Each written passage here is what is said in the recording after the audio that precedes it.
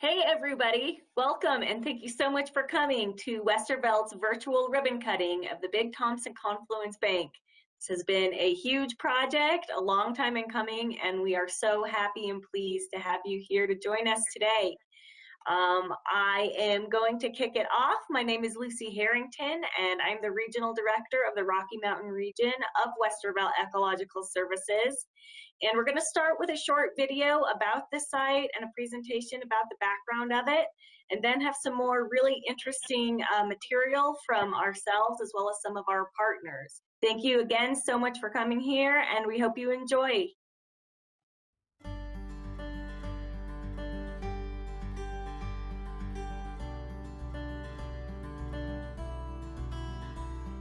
This is the Big Thompson Confluence Mitigation Bank site.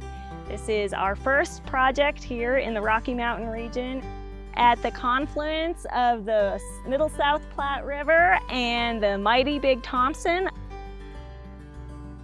Historically, this whole area intermingled a lot with the way these river systems function. There was a lot of winding and mixing, but because of water usage, diversions, municipal use, a number of different factors, the rivers have become very separated and entrenched. We're really going to be restoring some of those historic backwater channels, bringing the rivers back together in the floodplain. We'll widen out the floodplain, excavating the banks, and then we'll do these sloped backwater channels so that when the high flow events from floods come in, it will back into these backwater channels, and then as those flood waters recede, the water will go back.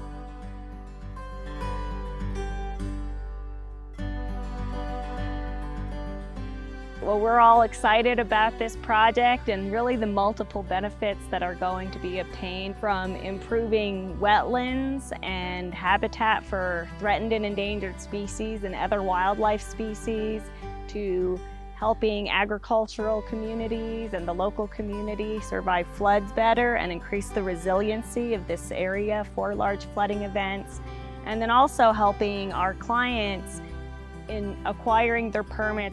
This project is going to really provide a lot of benefit for the Denver metro area, as well as Fort Collins, Weld County, Longmont, and the surrounding regions. It's a really multi-use, multi-benefit project for species, for wetlands, and for the ag communities in these regions.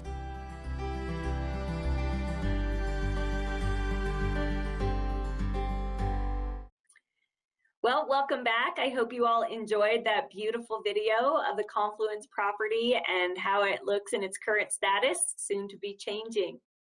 I would like to now take a moment to introduce the Allalee family. The Allalee family are the landowners of the property and will continue to be the landowners into the future. Without the Allalees, we could not have had this project occur or at its very key location. And so we are very thankful for their cooperation and willingness to participate in this conservation project with us. They've had a lot of good experiences on that property. The property means a whole lot to them.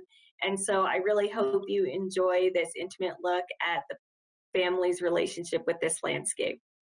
The confluence of these two rivers is sort of a special place. And we are, again, as I mentioned, thankful that Westervelt had the vision. Somebody at Westervelt had the idea to look at the map and do the spade work to figure out, hey, this might be a good spot, and had the great idea to give us a call because we were certainly on the same page. And we're very excited about what you all are doing and what the plan is for future to preserve this spot, hopefully, basically forever. Thank you to Westervelt for imagining this use for the property, making it better really than just leaving it alone. Leaving it alone was our idea, but Westerville had an even better idea of how to improve it, and then I guess let nature take its course. Thank you. So Ms. Joyce Allalee, in recognition of your substantial contribution to the environmental conservation and flood resiliency of this region, we'd like to present you with this great thank you. And thank you so much for all you've done for this area and your family, for protecting the environment and flood resiliency and helping to achieve these regional goals. Thank you again to the Alley family for their participation in this project. Without their help and willingness to enter this property into conservation, we truly could not have made this project possible. I would now like to kick it over to Greg Sutter, General Manager and Vice President of Westervelt Ecological Services. Take it away, Greg. Well, thank you for joining us today. We're so excited to have people here. This is a wonderful project, and I want to thank you for joining us. Thank the Allelees, our partners in conservation, and all of the agency people that we've worked with, the Corps of Engineers and the state agencies. We're just so excited to be working with all of you to deliver conservation in Colorado. And I want to thank our team. They've worked very hard on this, and we're very excited for the people of Colorado to have this conservation project implemented this year. Thank you for coming. I hope you enjoy. Thank you, Greg, for those really kind words. I would now like to introduce Colorado Openlands. Colorado Openlands is a nonprofit entity that holds conservation easements on properties across the state of Colorado. They are a key partner with us on this project as they are holding the conservation easement for this mitigation bank. Take it away, Colorado Openlands. Hi, my name is Carmen Farmer. I'm with Colorado Openlands. We're a statewide land trust with a mission to help protect the quality of life for Coloradans. And the way we do that is by protecting the land and water in this beautiful state. We've been around for almost 40 years as a nonprofit, and we've protected over 500,000 acres throughout the state. And the way we do that is through a tool called a conservation easement.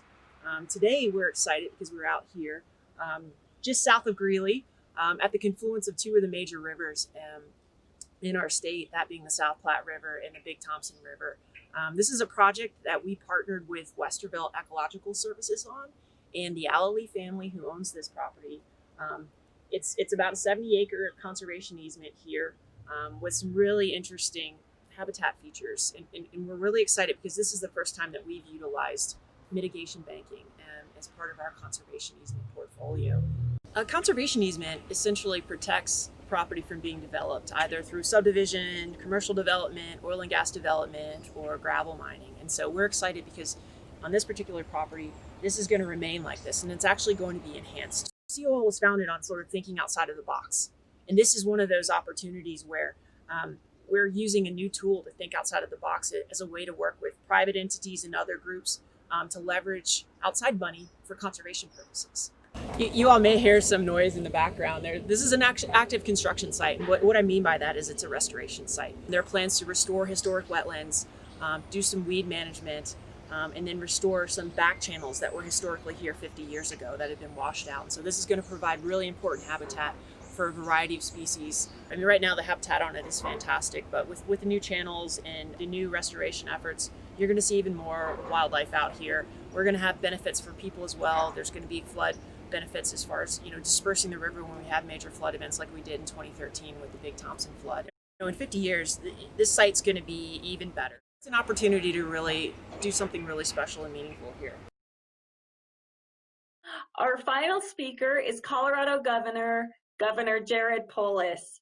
We appreciate you coming here to join us today with a very special proclamation in order to kick off this groundbreaking officially and in the best possible way.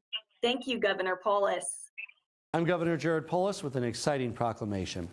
Whereas caring for Colorado's wetlands and streams through wetland and stream mitigation banking is a crucial component of mitigating against catastrophic flooding, offsetting climate change, keeping Colorado's air and water clean, and providing habitat for federally threatened species and other important wildlife. And whereas Westervelt Ecological Services is committed to restoring and preserving our nation's wetlands for these purposes, and whereas wetland mitigation banking allows state, federal, and private construction companies, transportation departments, and other industries to meet Clean Water Act permitting requirements in order to responsibly provide economic growth and development, and Whereas wetland mitigation banking protects and restores larger, more functional, and longer-lasting ecological systems preserved in perpetuity, and whereas ecological restoration is a billion-dollar industry that generates more than 200,000 jobs and can stimulate economic activities that create growth and employment in a wide variety of sectors, and whereas the restoration and construction of Westervelt's Big Thompson Confluence Mitigation Bank commences on this day,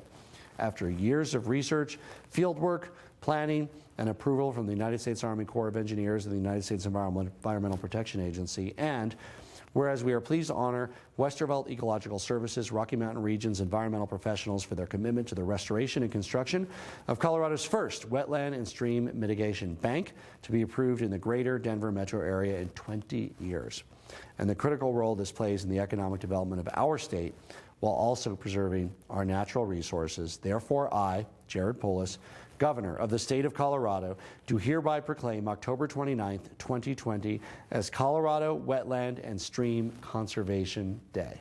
Shovels ready. All right, dig.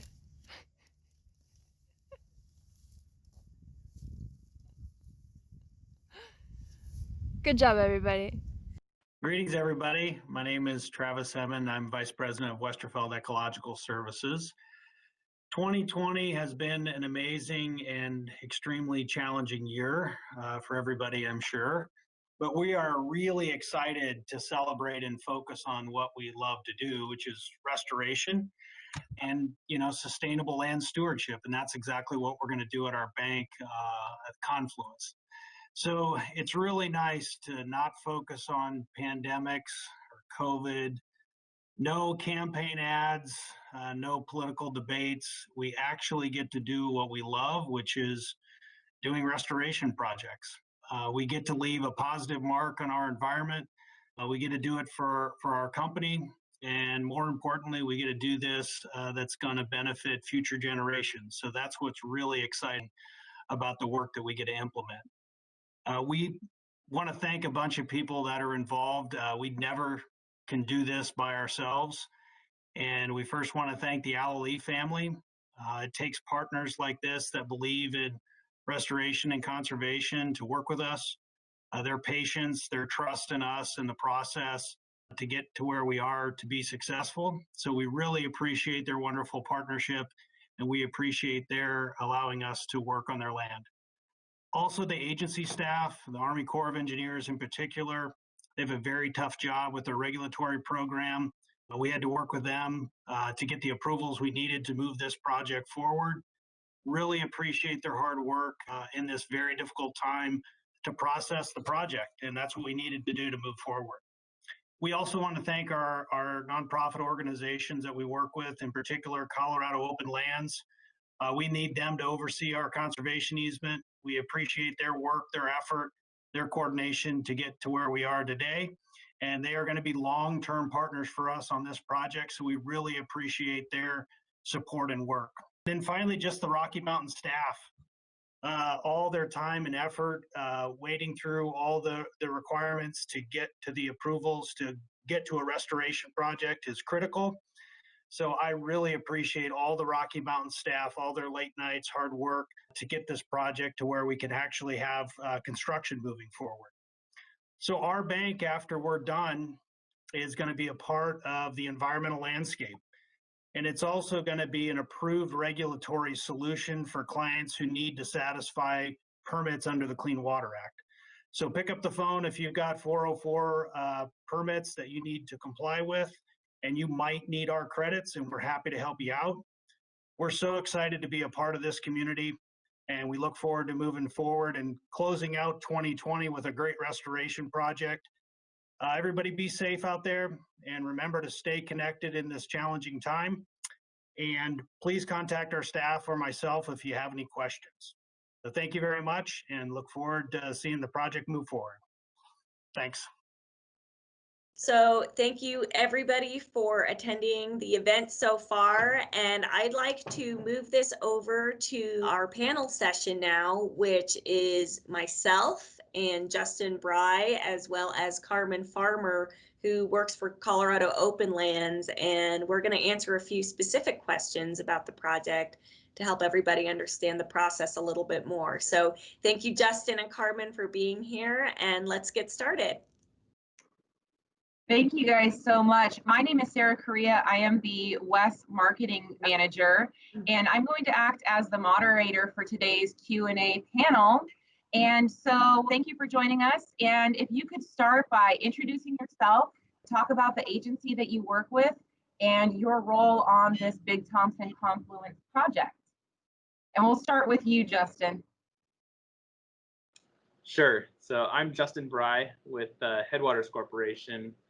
Headwaters is a private engineering consulting firm. We've teamed up with Westervelt on this project and are the lead design agency for that. Wonderful. Thank you for being here. And Carmen. Yeah, hi, my name is Carmen Farmer. I'm with Colorado Openlands. We are a statewide land trust. It's been in existence for about 40 years. Our role in the project is to hold the conservation easements on the bank property. I'm our conservation project manager for the northeastern part of the state, so I primarily handle Northern Front Range and Lower South Platte rivers. And then Colorado Openlands in general, we hold about 500,000 acres in conservation easement throughout the state, about 435 separate easements. So we're really excited to be a part of this one. Awesome. Thank you for joining us. So we have a few questions that we wanted to propose to this group here, and feel free, some of these will be directed at individuals specifically, but feel free, Justin, Lucy, to jump in here as well. I want to start with Carmen, though. I'm interested in this traditional model in Colorado that relies on state tax credits as an incentive for conservation. Why is Colorado Openlands interested in using mitigation and conservation banks as an additional tool to conserve land in Colorado? Yeah, as you pointed out there, Sarah, the conventional model is to do a conservation easement. You've got both a federal tax deduction incentive and then a state tax credit, which only 4 states in the country utilize this state tax credit. And Colorado has kind of gotten out in front of the industry in doing that. That model, however, very successful in a lot of areas, leaves out some areas that could be very sensitive from an ecological standpoint and very important to protect because it's based upon development pressure and threat. And so conservation easements are valued if you're in an area that's going to have a lot of intense development. Well, sometimes in wetland areas or corridors like that in the floodplain, you're not necessarily going to be able to have that intense development. And so there's not necessarily a good incentive for landowners to protect those areas. And so at Colorado Openlands, we see, mitigation banking and conservation banking with species as a way to potentially add another incentive to landowners to protect those really sensitive areas. Some of our really wonderful areas throughout the state. And so we're pretty excited. It's an innovative approach. It's obviously this has been done in a lot of other states in the Southeast and in California, but in Colorado, we're really thrilled to be kind of on the cutting edge of implementing this tool. And working, in partnership with groups like Westervelt to leverage funds outside of the traditional models that we have here in the land trust community. Right. Wow. Very interesting. Justin, I have a couple more technical questions for you. And so I'm going to start off with the project location. Being at the confluence of 2 major rivers, can you talk about the complex interaction of river flows and groundwater and how we were able to achieve wetland function at the site while maintaining project stability? Sure, yeah, it's a really interesting location. The Big Thompson River and the South Platte River are both major river systems in Colorado, and it's pretty cool actually. This property is right where they come together, so it's an important spot for the rivers. It's an important spot for the habitat of the area and the riparian corridor of both. It's also a difficult spot to work in. We have they have very different watersheds, so the rivers can behave very differently at different times, and so we actually went in ahead of time. We were put in groundwater monitoring, surface water monitoring in the area so that we can watch how the rivers behave and then watch how the groundwater behaves as well in response. We developed a 2-dimensional hydraulic model in order to predict how the site behaves when we run different flows down these rivers. And the important part of that is to know what happens when one or both of the rivers flood. Will our site still be there? So yeah, it's a cool location, and it was an interesting design project. Yeah, that is the question. Hopefully it will still be there when it floods. Yes. We're holding you to it, Justin. Got it. Well, to that though, large woody debris is an important part of the river ecosystem. How was large woody debris incorporated into the overall design of this project? Did that have a part in that? Yeah, so this whole riparian corridor, woody vegetation is a big part of it. Both trees, larger trees and shrubs are located throughout both river corridors. This site in particular contains a decent amount of these larger trees and shrubs, and it's part of the natural processes for large woody debris to be present. When trees fall, they'll either, if they're large, they might stay in place. Floods might carry them and deposit them into these areas, and what those do is they provide habitat, when the trees are above ground, for small mammals, when the trees end up in the rivers, for fish. So they're an important part of that system. And so in order to facilitate wetland restoration, we had to clear a lot of these trees from this site, but we're going to use those trees on site. And so large woody debris for us is 1 to 3 of these larger trees kind of bundled and buried in the ground. Part of the trees are sticking out. It's a natural way for us to create some of this habitat variability. And then at the larger flows, it provides stability. So when a lot of water is flowing over those things, these can slow the water down, deposit sediment, and they have some other good purposes for stability of the project. Very cool. Very cool. Lucy, I'm going to switch over to you here. I think my biggest question, and this is a real question from me, I want to know what your, and I want to propose this to the group as well, but I'll start with Lucy. Your chocolate and your onion. This is a game that we play at home for our day. We talk about what our high and our low was for the day, but and we call it chocolate and onion. Your favorite sweetest part, and maybe your not so sweet part, the onion. For this project specifically, what was your chocolate and what was your onion? Well, there were a lot of both. So I'll say that, I think the sweetest part for me has really been able to know the community in which we work and really feel like we're providing a good project for that community. This is a project that was developed at a confluence of 2 rivers. So from that perspective, it's got a lot of ecological value. Confluences, as Justin was implying, are interesting from a biological as well as a hydrologic level. And there's a lot of value there, especially in this portion of the river system. So there's a lot of plains fisheries that struggle currently with our water use and water management of this part of the Platte. In addition, though, it also helps the community and the flood resiliency of that area, as this was a project that was identified in the Middle South Platte River Alliance Plan that was put together after the 2013 floods.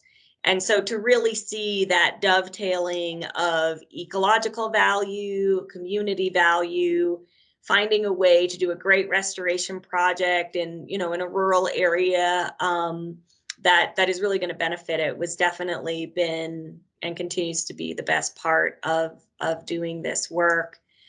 The onion is just really trying to figure out the best way to live up to those expectations for myself, because when you're working with a private landowner like the Allalees, who clearly are so passionate about their landscape, landowners who are very interested in what's happening and concerned about what's happening in their community with all these changes happening in Denver, and a lot of pressure to do a great restoration project for mitigation for all these impacts that are occurring around Denver. There's a lot of pressure there. So, really staying up late, thinking about things, thinking through, trying to manage relationships and the environment and, navigate some of the policies that are developed.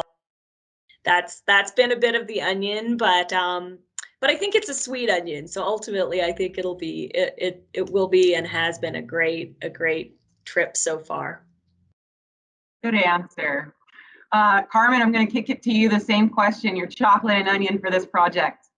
Oh gosh, I'd echo what Lucy said. Really, you know, obviously, this is the first mitigation bank for Colorado Openlands, and so that's enticing enough right there for us. And our board was really excited to get into the nuts and bolts of this, to understand kind of an important site. We've always been fascinated with confluences along different rivers. They're special places. So just from a physical standpoint, characteristics, that was exciting, and we were looking forward to that. And then just also exploring, you know, this new mechanism of doing our work and our conservation work. Yeah, the onion's always in the details, you know, the last minute negotiations, and just trying to make sure that we're on the same page.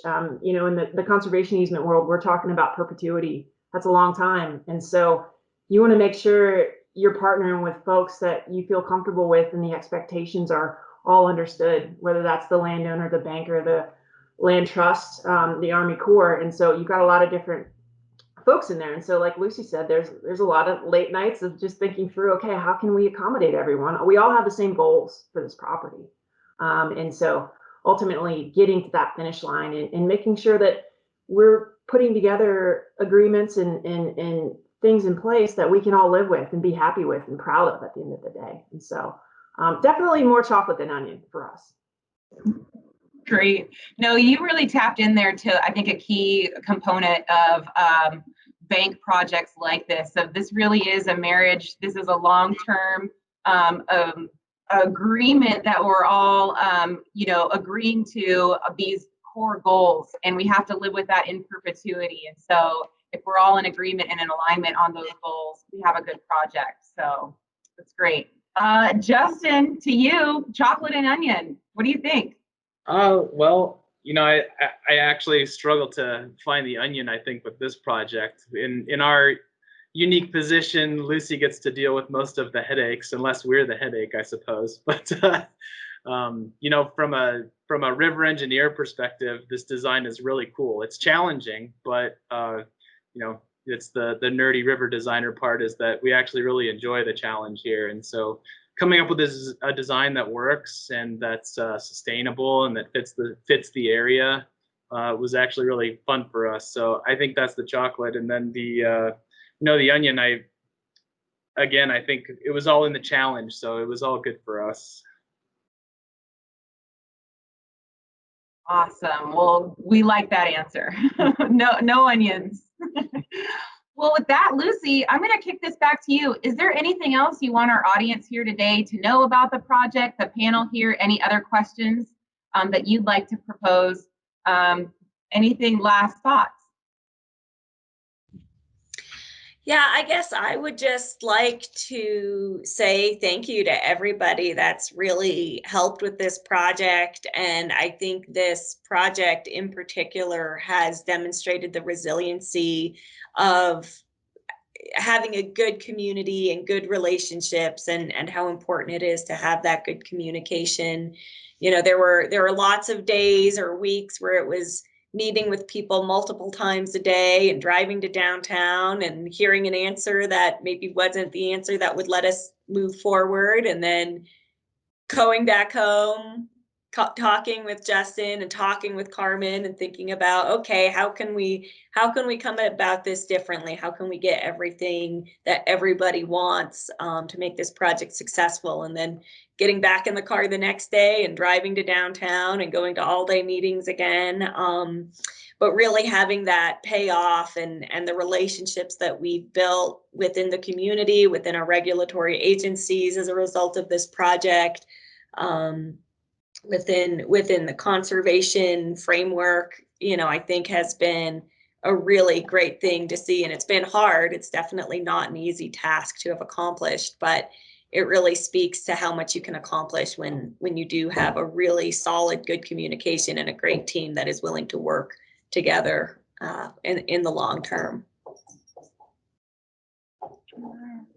Well, thank you everybody for joining our Q&A panel, and thank you for being a part of this project. Thank you, Sarah. Thank you, everyone. Yeah, thanks. Well, thank you, everybody, so much. We could not have had this successful groundbreaking without you. I'd like to give a special thanks to the Alla Lee family, Colorado Openlands, and all of our federal and state leaders that made time in their very busy schedule to make it today. We truly do appreciate all you do for the state of Colorado. Thank you so much and enjoy the rest of your day.